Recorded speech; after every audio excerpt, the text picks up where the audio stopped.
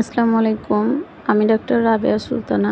আমি আজকে প্রসূতি মায়ের স্তনের দুধ কমে গেলে সেই স্তনের দুধ বৃদ্ধিতে কিছু হোমিওপ্যাথিক মেডিসিন নিয়ে আলোচনা করব।